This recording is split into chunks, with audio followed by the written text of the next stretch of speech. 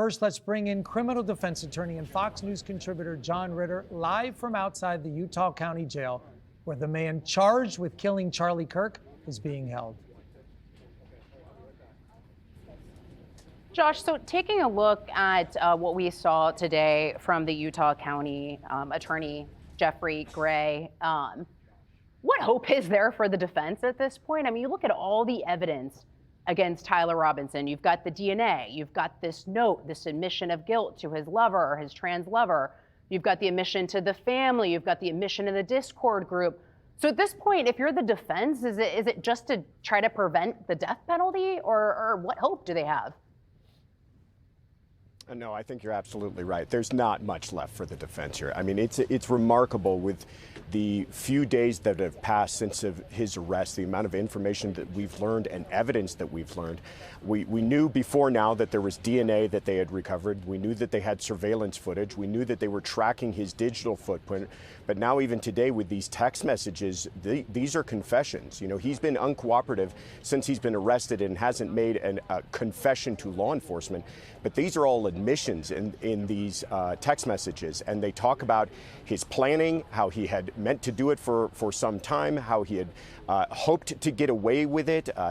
Remarkably to me, there was no talk of remorse in any of those text messages. The only thing that he indicates any kind of regret about is the idea that he may have left the rifle behind and that he may be caught. But if we're looking at this purely from a defense attorney's perspective, there is not much that they can do with this but try to get the death penalty off the table. Well, Josh, if you look at his indignance both on screen and the way he communicated with his roommate, it seems like the death penalty doesn't even really faze him. Are you hearing anything about what their arguments would be and how they would remove the death penalty? Listen, I imagine that a lot of the litigation that's going to begin is going to be about the death penalty. In Utah, they have to have some sort of an aggravating circumstance to make it an aggravated murder and therefore eligible for the death penalty. What they've used in this case is the idea that he put other people's lives at danger, and they may try to attack that legally. But it may come down to just a matter of going to the prosecutor's office and asking if there's any way to work out a deal. But given the nature of this crime, how high profile it is, the political pressures on it, I doubt that there's going to be any offer coming from the prosecution. You know, you look at this Discord group, you look at these text messages to his lover as well as the note.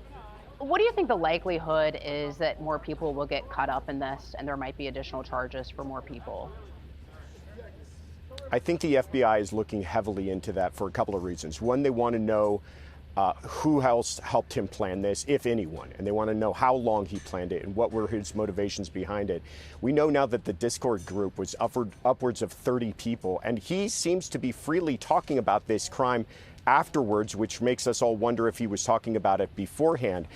The feds are also interested in it because it might open an opportunity for them to gain jurisdiction. If he was having conversations and being aided by people outside of the state or even outside of the country, that might provide an opportunity for them to bring federal charges as well. Great. Thank you so much, Josh.